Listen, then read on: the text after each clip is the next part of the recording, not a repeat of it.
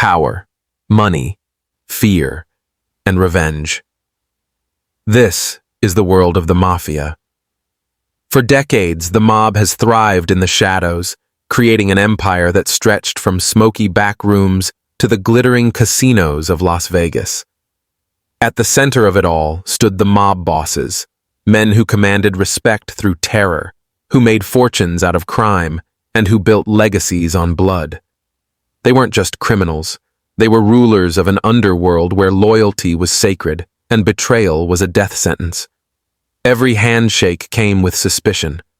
Every deal was written in silence, sealed by the Mafia's code of omerta. To break it meant certain death, carried out swiftly and without mercy. And yet, betrayal was everywhere. Brothers turned against brothers, friends became enemies, and rivals rose to power by spilling blood in the streets. Revenge wasn't just a choice. It was survival. In cities like New York and Chicago, the Mafia wasn't just feared. It was woven into the very fabric of daily life. Politicians bowed to them, businesses paid them, and ordinary people knew better than to cross them. They thrived on secrecy, but their violence spoke louder than any words. But behind the wealth, behind the smoke-filled clubs and tailored suits, lay a dark truth. Every boss lived with a target on his back. The same power that made them kings of the underworld also made them vulnerable. One betrayal, one whisper to the police, one bullet in the night. That was all it took to end an empire. This is not Hollywood fiction. These are real men, real crimes, and real vendettas. Their stories are drenched in blood, built on loyalty, and destroyed by revenge. This is true crime exposed. For over a century, mob bosses have shaped history from the shadows. Their power stretched far beyond the streets, creeping into politics, law enforcement, and business. In New York, their influence reached every block, while in Las Vegas, they transformed neon dreams into empires funded by blood and fear. These men lived as kings without crowns, ruling not with laws, but with loyalty and violence. But behind every empire was a storm waiting to erupt. The Mafia thrived on loyalty, yet betrayal was always close. Soldiers turned against their families, underbosses plotted in silence, and rivals struck when least expected. And in this world, betrayal was never forgiven. It was repaid with blood. Revenge became the foundation of the Mafia's history, leaving behind trails of violence that terrified entire cities. In this documentary, we'll peel back the curtain on the mob's darkest chapters. From their humble beginnings to billion-dollar empires, from secret deals to brutal executions, we'll uncover the rise of the Mafia, the power struggles that defined them, and the bloody revenge that destroyed even the most powerful bosses. This is not myth, not Hollywood. This is the true story of the mob. The Mafia story begins far from America. In the hills of Sicily, centuries ago, secret societies formed to protect communities from corrupt rulers and foreign invaders. These groups lived by their own rules, demanding loyalty and silence above all else. Over time, what began as protection turned into extortion, and what started as survival evolved into power. This code of silence, known as omerta, would become the foundation of the Mafia's existence. By the late 19th and early 20th centuries, waves of Italian immigrants sailed across the Atlantic, searching for the American dream. But instead of opportunity, many found poverty, discrimination, and violence in the crowded neighborhoods of New York, Chicago, and beyond. Out of this hardship, the seeds of organized crime began to grow. Small gangs offered protection, ran illegal businesses, and controlled their communities by fear. Soon, those gangs merged into something bigger, something that would change American history forever. One of the earliest and most powerful figures was Charles "Lucky" Luciano. Born in Sicily and raised in New York, Luciano saw the flaws in the old system. Rival gangs fought constantly, spilling blood over territory and profit. Luciano envisioned something different, a unified structure, an empire run like a business. He reorganized the Mafia into the Commission, a governing body that divided power among the 5 families of New York. This structure reduced pointless wars and maximized profits, laying the foundation for the modern American Mafia. At the same time, Prohibition created an opportunity unlike any before. In 1920, alcohol was banned across the United States, but Americans still wanted to drink. The Mafia stepped in, controlling bootlegging operations, smuggling liquor, and supplying speakeasies. Almost overnight, mob bosses became millionaires.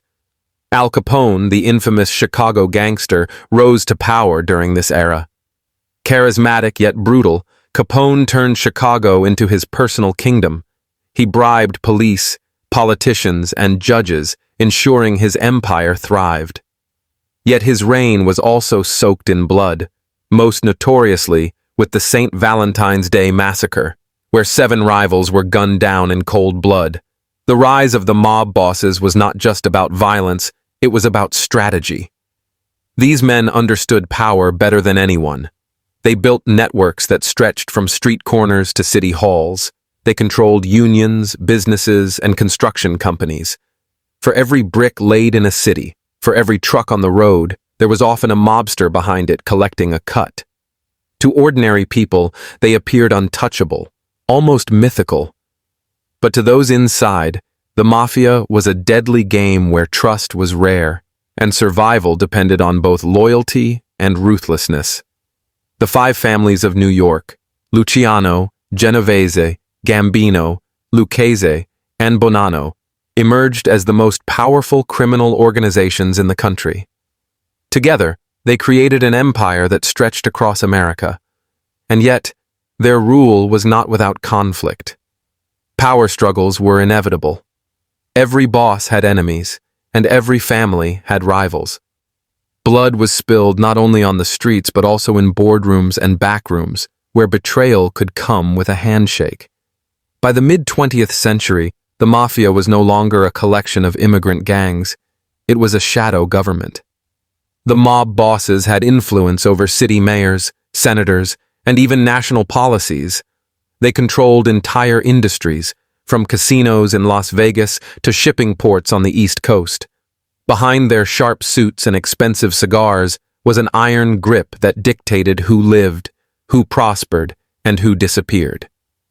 The rise of the mob bosses is a story of ambition, cunning, and brutality.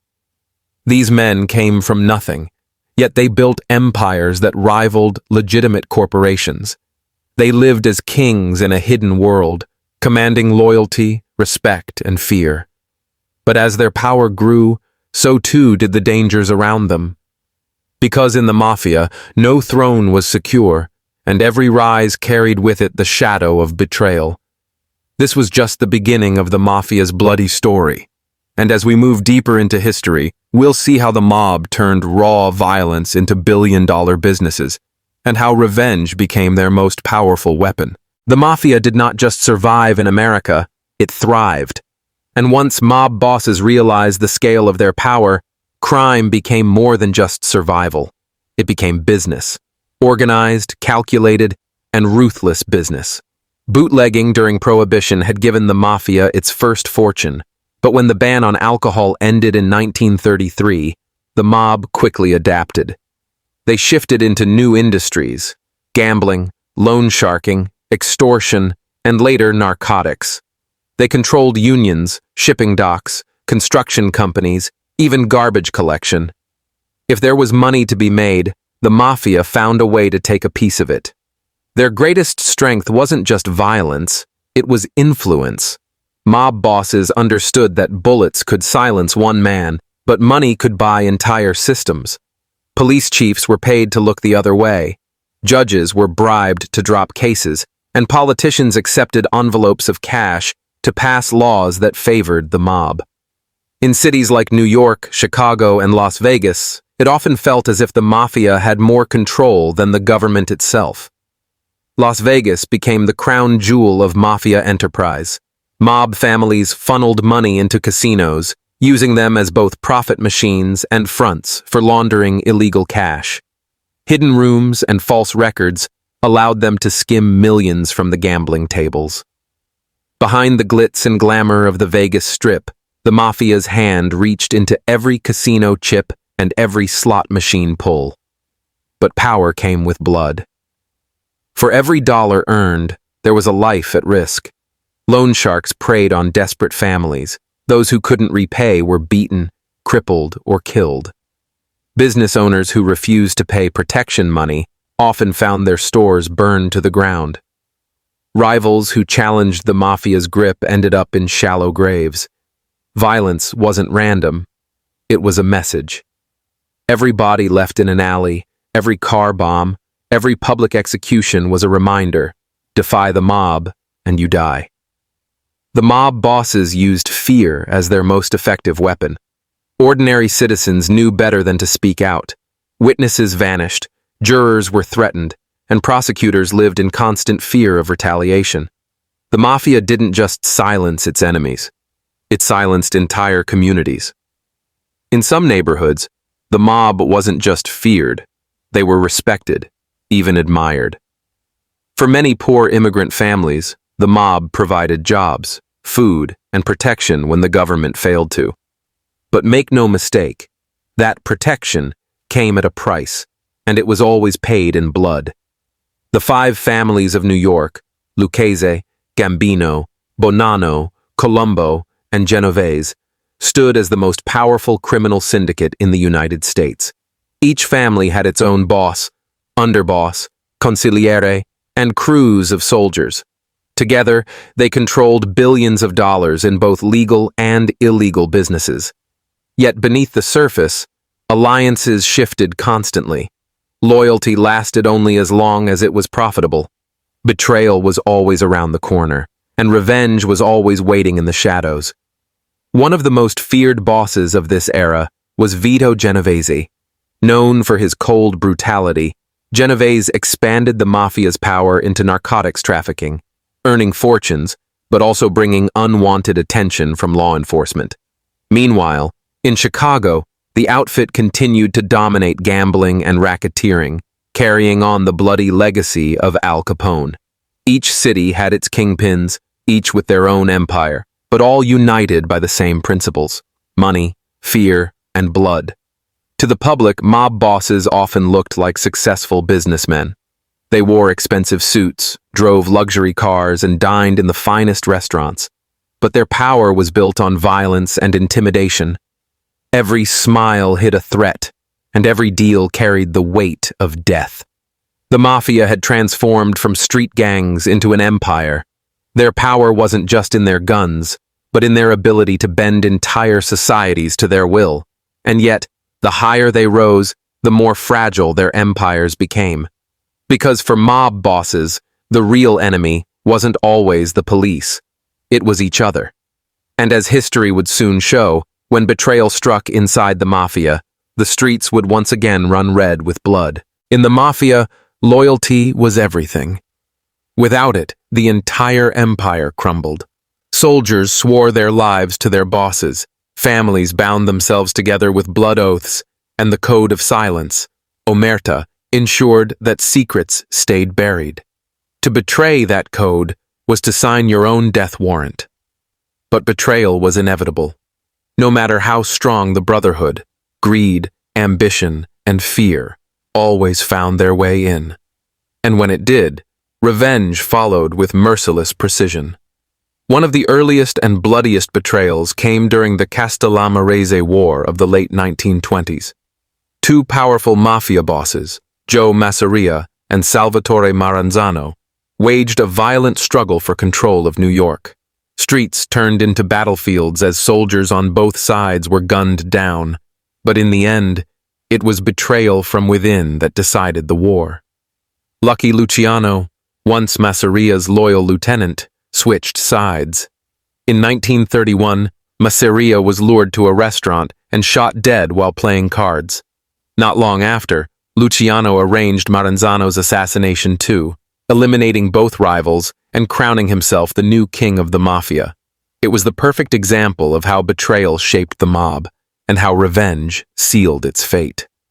But betrayal wasn't always about power. Sometimes it was about survival. In the 1960s, Joe Valachi became the first high-ranking mobster to break the code of silence. Facing death in prison, Valachi turned informant, testifying before the U.S. Senate and exposing the inner workings of the Mafia to the world. His betrayal rocked the underworld. For decades, the Mafia had thrived in secrecy, but now the public knew their structure, their rules, even the names of their families. Valachi's decision marked the beginning of a wave of informants, rats who chose the government over the mob. And each time someone flipped, the Mafia's response was swift and bloody.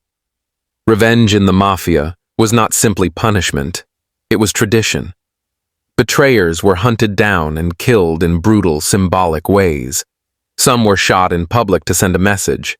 Others were strangled, stabbed, or even buried alive. Perhaps the most infamous form of mob revenge was the hit, carried out by trusted soldiers. Once the boss gave the order, there was no escape. Even prison walls couldn't protect a traitor. Many mobsters were killed behind bars, murdered by their own, so the code of silence remained intact. One of the most chilling examples of betrayal and revenge was the murder of Paul Castellano in 1985. Castellano, boss of the Gambino family, had angered his own men with his arrogance and decisions.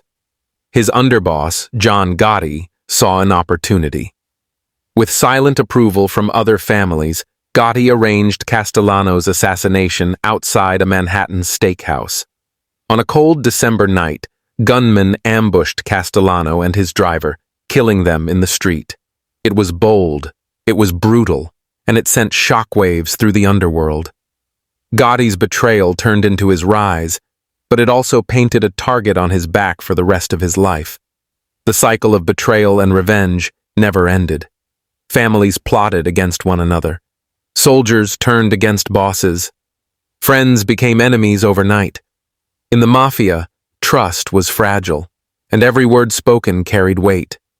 Mobsters lived with constant paranoia, knowing that one wrong move, one whisper to the wrong ear, could cost them everything. For outsiders, these betrayals made headlines. For the Mafia, they were part of the natural order. Power was taken, not given. Loyalty was demanded, not earned. And revenge was the blood that kept the Mafia alive. But this cycle also carried a price. With every betrayal, the Mafia grew weaker. The more men who turned informant, the more families collapsed. The more bosses were betrayed, the more bloody wars tore through the streets. Revenge kept the code alive, but it also exposed the mob to law enforcement and the public like never before. The Mafia had built its empire on loyalty, but its history was written in betrayal. And in the end, even the most powerful bosses couldn't escape the bloody shadow of revenge. For decades, mob bosses lived as if they were untouchable. They dined in the finest restaurants, wore $1,000 suits, and commanded empires from smoke-filled backrooms. They bribed politicians, paid off police, and intimidated judges. To the outside world, it seemed the Mafia had built an empire immune to law and order. But no matter how powerful they became, the law was always waiting, watching, and preparing for the right moment to strike. By the mid-20th century, law enforcement realized that fighting the Mafia with ordinary methods was impossible. Witnesses were too afraid to testify, jurors were too terrified to convict, and police departments themselves were riddled with corruption. The mob's greatest shield was fear. But in the 1970s, the U.S. government developed a weapon designed to pierce that shield, the RICO Act. RICO, the Racketeer Influenced and Corrupt Organizations Act, allowed prosecutors to charge entire organizations as criminal enterprises. Instead of trying to convict mobsters for individual murders or robberies, prosecutors could now attack the very structure of the Mafia. With RICO, law enforcement didn't need to prove a boss pulled the trigger. They only had to show he gave the order. For the first time, mob bosses who had hidden behind layers of soldiers and underbosses could be dragged into courtrooms and face justice. And justice did come. In 1985, the famous Mafia Commission trial brought down some of the most powerful figures in New York. Anthony Tony Ducks Corallo, Carmine Persico, and other bosses were convicted under RICO and sentenced to long prison terms. The once invincible leadership of the five families was shattered. For the first time, the world saw mob bosses not as untouchable kings, but as prisoners in handcuffs, standing before judges like ordinary criminals. But the most infamous trial of all was that of John Gotti, the so-called Teflon Don. Gotti rose to power after orchestrating the assassination of Gambino boss Paul Castellano in 1985. Charming, flamboyant, and ruthless, Gotti became a media sensation.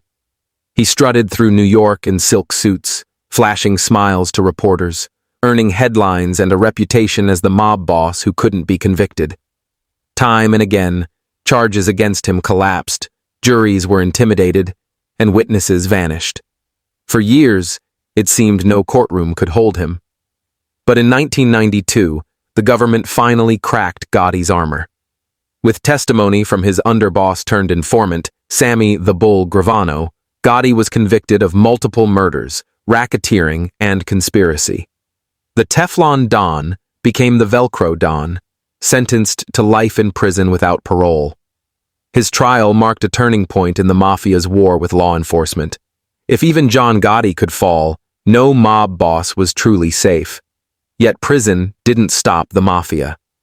Bosses continued to run their families from behind bars. Messages were smuggled out through lawyers, visitors, and coded letters. Murders were ordered from prison cells, and businesses continued to send money to the top. Crime never slept, even when the bosses were locked away. The FBI wiretapped conversations, flipped informants, and infiltrated mob families, but every victory came at a cost. The Mafia adapted, shifting into new industries and finding new ways to survive. Even as their leaders stood trial, their soldiers carried on the bloody business of the streets. The sight of mob bosses on trial was more than a legal victory. It was symbolic. It showed that the Mafia could bleed, that fear could be broken, and that justice, slow as it may be, would eventually catch up. But the trials also revealed something else. The Mafia wasn't just a collection of criminals. It was an institution, a machine so deeply woven into society that removing one part didn't end it. Another man always stepped in. Another family always rose. The courtroom battles of the 1980s and 1990s exposed the Mafia like never before. Their secrets were dragged into the light, their power publicly humiliated. Yet even in defeat, the mob story was far from over. Because while the law could put bosses in prison, it could never truly erase the culture of loyalty, fear, and revenge that kept the Mafia alive. The rise and fall of mob bosses left behind more than bodies in the streets. It left behind a bloody legacy that still echoes today. For decades, the Mafia shaped cities, controlled industries, and struck fear into millions. Their names became legend: Luciano, Capone, Gotti. To some, they were folk heroes. To others, they were monsters. But one thing is certain: they changed history forever. When the Mafia was at its peak, entire communities lived in their shadow. People feared them, but they also relied on them. The mob provided jobs when times were hard, protection when the police failed, and money when banks refused loans. For many, the Mafia was both a curse and a lifeline. But behind this illusion of honor lay a trail of broken families, shattered lives, and endless bloodshed. The cycle of power, betrayal, and revenge never stopped. It only evolved. Every generation of mob bosses fought the same battles, rising from poverty, seizing power, and then watching it all collapse under the weight of greed and violence. No boss could escape the pattern. Al Capone ended his days sick and forgotten. Lucky Luciano died in exile. John Gotti rotted in prison, his empire in ruins. Each man who reached the top eventually paid the price, proving that in the Mafia, power was borrowed, never owned. But the story doesn't end there. Even as the Mafia's golden age faded, its influence didn't disappear. The mob adapted, moving into white-collar crimes, stock market scams, real estate fraud, and international drug trafficking. In Italy, the Sicilian Mafia, the Camorra of Naples, and the 'Ndrangheta of Calabria became global powerhouses, smuggling billions of dollars worth of cocaine across continents. In America, the old five families still existed, smaller, weaker, but alive.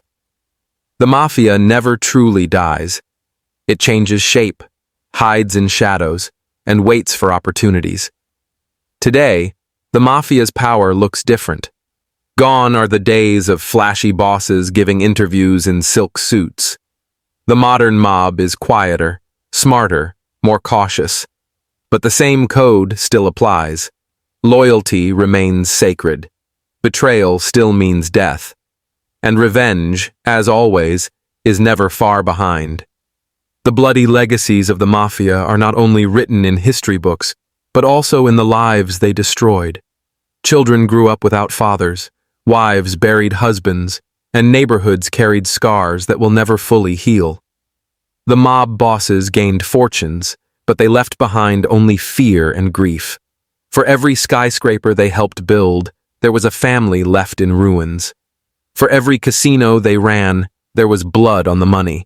And yet, the fascination with the Mafia endures.